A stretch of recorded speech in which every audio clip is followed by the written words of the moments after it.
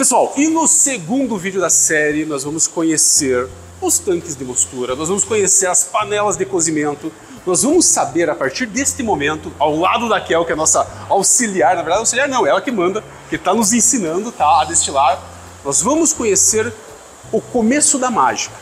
Aquela cevada, aquele grão que vocês viram no vídeo 1 e toda aquela técnica ao redor daquele grão que você viu no vídeo 1, agora começa a se tornar uma cerveja para depois começar a se tornar um whisky. Esse vídeo é uma das fases mais importantes do processo e eu te convido a nos acompanhar. Vem comigo! Toda vez que a gente solta vídeo novo no canal, tem promoção do whisky no primeiro comentário na descrição do vídeo. Gente, nossa meta é ajudar você a beber melhor pagando menos. Automaticamente a gente traz promoção em loja 100% confiável para vocês. Confere, é de graça. Além desse fato, tem grupos de promoção onde as grandes promoções acontecem. Entre nos grupos de promoção que também estão no primeiro comentário na descrição do vídeo. Vale a pena, é de graça e vai por mim, que ajuda pra caramba. Gente, vamos ao vídeo, vamos ao que interessa. Nós estamos agora então na frente de alguns tanques. A cevada, depois que foi moído ali no canto, ela é transferida para o primeiro tanque aqui. Isso. O que vai acontecer com a cevada quando ela cai no primeiro tanque aqui? Que tanque é esse? Qual que é a mágica que esse tanque faz para o pessoal entender? Então, esse tanque é o tanque de mostura, que é onde a gente coloca a cevada depois de moída, que é onde a gente vai fazer o cozimento dela e retirar todos os açúcares que a gente precisa para poder fazer a fermentação do nosso whisky. A cevada, ela é misturada na água quente, né, okay. E a gente mantém ele a 65 graus. Aqui, diferente da cerveja, a mistura, né, o movimento das pás, ela é esporadicamente. A cerveja, a gente mantém uma constante agitação. E no whisky, na mosturagem do whisky, não.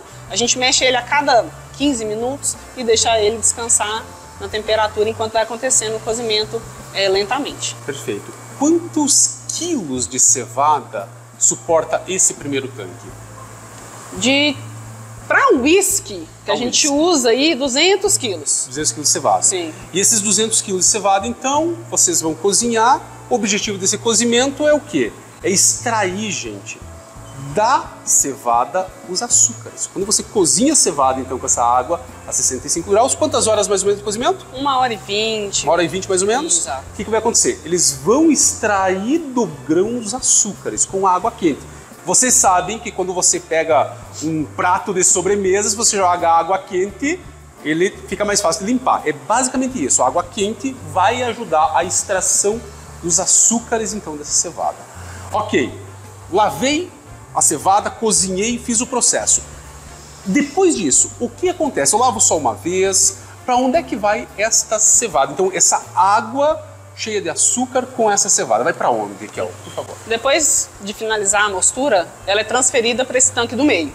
Esse tanque é o tanque de clarificação. Então, daqui não vai só o líquido, vai tudo. Vai líquido com cevada, vai tudo para clarificação. Tudo pra cá. Sim. Entendi. Aí depois de clarificado, o líquido sim a gente tira e manda para o terceiro tanque. A cevada que fica, a gente faz 2 lavagens nela. O que é clarificação? Para o pessoal entender. Pô, tudo bem, tu pegou então essa cevada com açúcar, tudo maravilhoso, tal, jogou para o segundo tanque e o segundo tanque é clarificado. O que é clarificar essa água com a cevada que foi para o segundo tanque? É a filtragem que a gente faz. Esse tanque ele tem como se fosse uma cama, um filtro, okay, né? Então todo mosto ele é passado pelo filtro, pela cevada, vai passar todo por baixo e vai para o terceiro tanque. E a cevada vai ficar retida. Então os grãos, o resto dos grãos fica retido aqui. Exatamente. E o que acontece com esses grãos, Kel? Depois de transferido o mosto inicial para o terceiro tanque... A primeira água vai para o terceiro. Isso. Ficou os grãos. Exatamente. Aí a gente faz uma segunda lavagem com uma água em torno de 75 graus.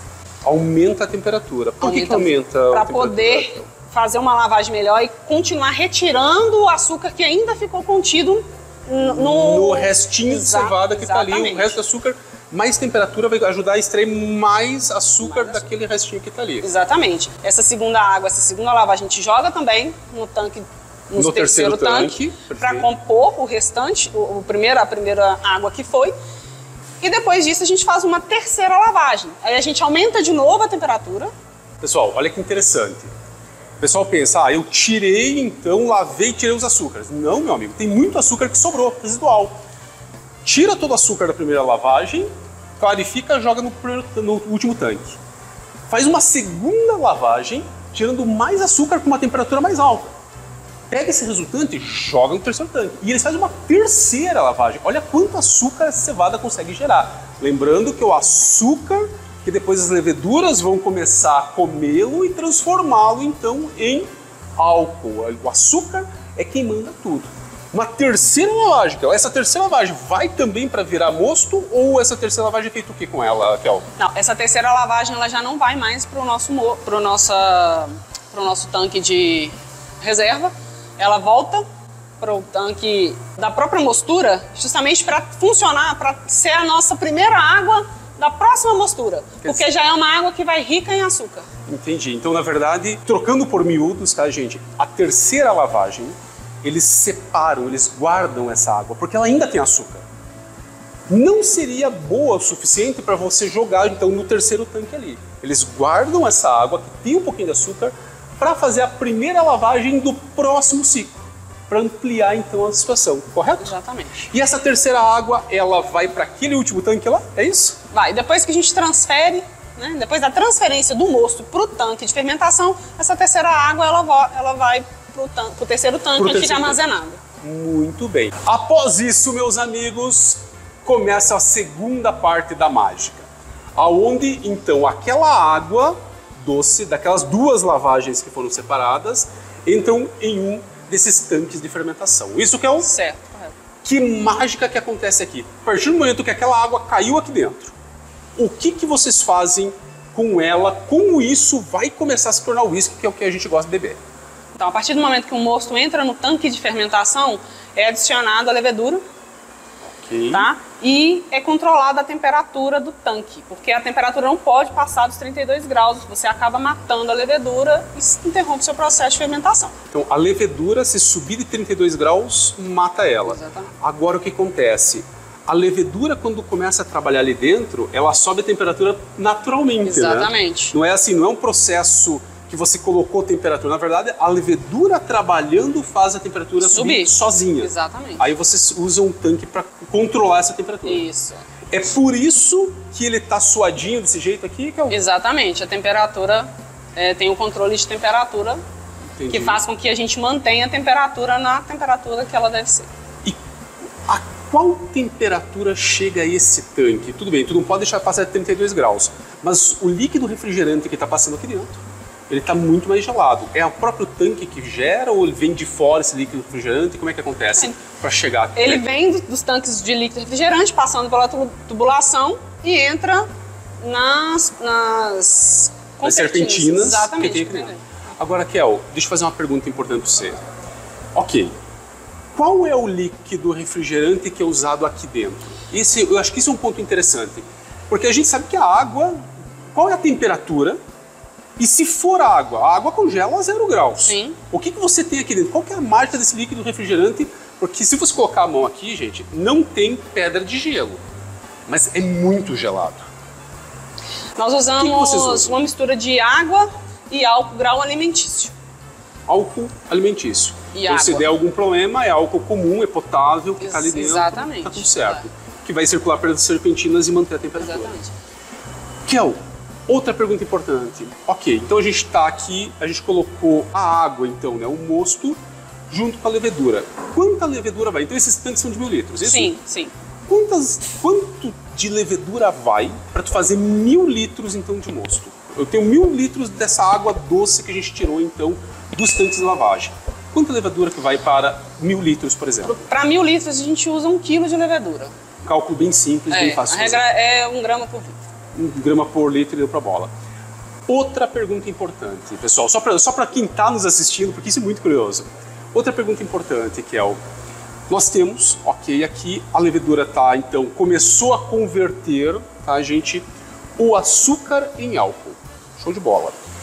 Quanto tempo leva para essa levedura parar de comer e terminar o processo de converter, então, todo aquele açúcar extraído da cevada em álcool? Qual é o tempo de fermentação para fazer um uísque? Gente, cerveja é diferente. Aqui a gente está fazendo uísque. Para fazer um uísque, Qual o tempo de fermentação? No caso da fermentação do uísque é bem rapidinho, são 3 dias. 3 dias. 3 dias. Em 3 dias acaba então o Brix para a levedura. Falando de Brix, qual é o Brix que chega, aquela água doce que a gente tirou lá dos tanques então, na verdade, das panelas de cozimento? Qual é o Brix que sai? Gente, só para vocês entenderem, Brix é a quantidade de açúcar que está contido nessa água, tá? Esse Brix, para quem destila, é muito importante. O nosso objetivo nesse vídeo, nesse material, é ir a fundo no mundo do uísque. Olha que bacana.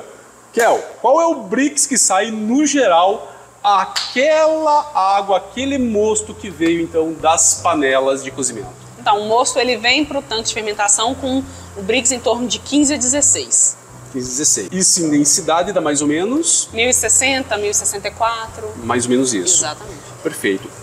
E depois que a levedura terminou o trabalho dela, quanto por cento de álcool que nós temos nesse mosto após terminado o processo? Em torno de 9, 9,2. Mais ou menos isso. Mais ou menos isso. Isso é um rendimento médio da indústria escocesa, brasileira, ou vocês conseguem mais, conseguem menos que eles, ou não tem esses dados comparativos? Eu não tenho esses dados comparativos, mas é o que a gente consegue. Fazendo o melhor possível. Até que depende muito da situação. Por exemplo, a gente deixa 3 dias e ele vai zerar o Brix. Isso vai depender do malte que a gente estiver usando. Entendi, do malte e da levedura. Exatamente, o rendimento vai depender do malte que a gente estiver usando. Se a gente estiver usando um malte com um rendimento baixo, o álcool vai ser mais baixo. Então, assim, em torno de 9, 9,5 foi o máximo que a gente alcançou. Agora, gente, uma coisa que a gente está esquecendo. Algumas pessoas que estão nos assistindo estão querendo entender um pouquinho mais sobre o processo de fazer o uísque. Eles não sabem ou não entendem, ou até hoje não se tocaram, porque na verdade o pessoal sabe, o pessoal não se tocou. O que é uma levedura? Levedura é o fermento que a gente usa. É o fermento de pão, é o fermento. Só que como se fosse um especial para o uísque, mas é como se fosse fermento de pão. A diferença é que é um fermento biológico, né? Existem fermentos químicos e o fermento biológico. Então, na indústria, né, da bebida, usa-se o fermento biológico. Quer dizer, basicamente, olha que interessante. Por isso que existem os moonshiners, só para vocês entenderem. Lá nos Estados Unidos existe o movimento dos moonshiners. No Brasil, inclusive, tem canais incríveis que falam sobre destilação caseira e tal. Gente, a levedura é um fermento. Dá para usar fermento de pão. Lógico que a indústria busca rendimento. Sim. Mas você em casa, tu pode comprar fermento Flashman e usar fermento de pão para você destilar em casa, se porventura você chegasse a ter um alambique. Isso é muito importante. Levedura é um fermento que vai converter basicamente os açúcares de cevada em álcool e ponto final. Então isso é um fato interessante. Kel, depois desse universo terminado, isso aqui então, esse resultante vai para o alambique. Exato. E aí, gente, no nosso próximo vídeo, vocês vão conhecer o que todo mundo gosta de ver. Nós vamos ver alambique funcionando, nós vamos ver o troço todo, a mágica virando new make. Ainda não é whisky, vai virar new make. Porém, para finalizar essa parte, Kel, quando você transfere este mosto para o alambique, tem uma borra.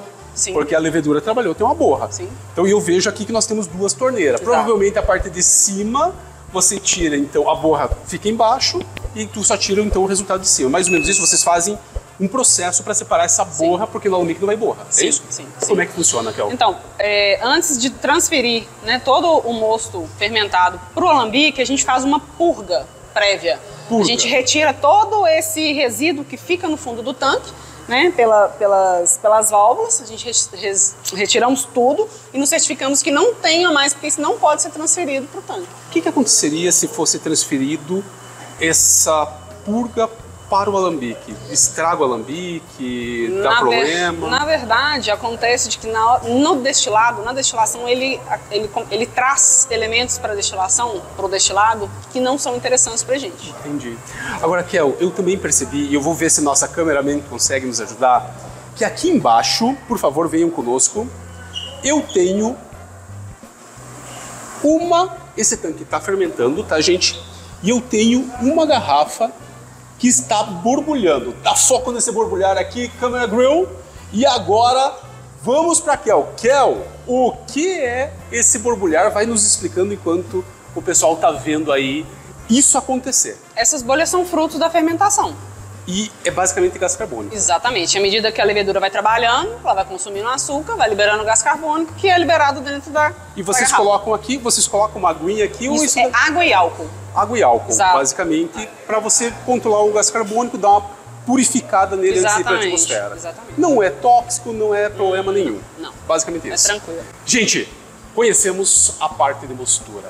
Novamente, obrigado, Kel. Novamente, obrigado, Lamas, que está abrindo as portas da destilaria inteira para a gente ver como é feito o whisky. No próximo episódio dessa série, vocês vão conhecer os alambiques. No próximo episódio dessa série, vocês vão saber como é destilado, por que tem alambique que é casalzinho, sempre 2 alambiques, como funciona o alambique, como funciona a destilação, a condensação e a mágica efetivamente até virar new make. Ainda não é whisky, porque o whisky só é whisky depois de maturado. Nos acompanhe até o próximo episódio, que é obrigado de novo. Você é incrível. Imagina, disponível. Bora pro próximo.